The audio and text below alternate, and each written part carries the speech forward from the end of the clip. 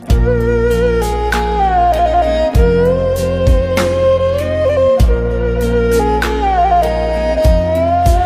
ងសូមអរគុណរឿងគ្រប់យ៉ាង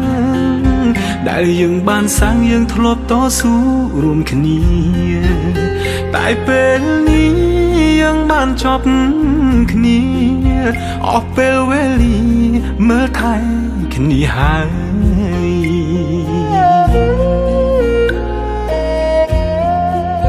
យើងបែកគ្នាហើយគួរយកថ្មីរៀងខ្លួនគុំនៅគុំគួនគុំនៅស្អប់គ្នាទៀតអីបំភ្លេចរឿងចឹងគុំរំលឹកណាថ្លៃធ្វើមិនដេចនិស័យយើងបានត្រឹមនឹងចោតបងមនុស្សខំបងអ្នកខំក៏បានរឿងទាំងប៉ុន្មានគឺអូនអ្នកត្រូវទាំងអង្គបងសុំចិត្តអូនសុំមានស្ងួនឈប់ផុស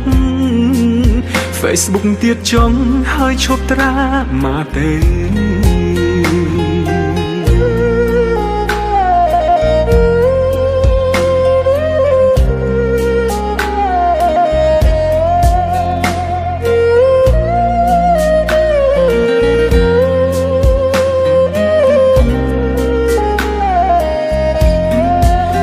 សូមអរគុណរឿងគ្រប់យ៉ាង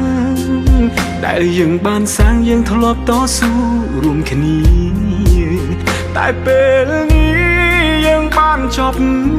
គ្នាអស់ពេលវេលាមើលថែគ្នាហើយ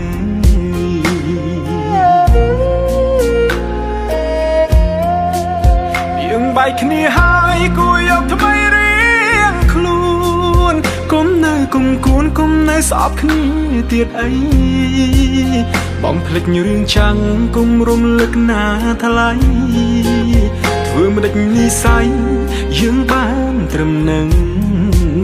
ចោតបងមនុស្សខំបងអ្នកខំក៏បានរឿងទាំងប៉ុន្មានគឺអូនអ្នកត្រូវទាំងអស់បងសុំចិត្តអូនសុំមានស្ងួនឈប់ផុស Facebook ទៀតចង់ហើយឈប់ត្រាមកទៅ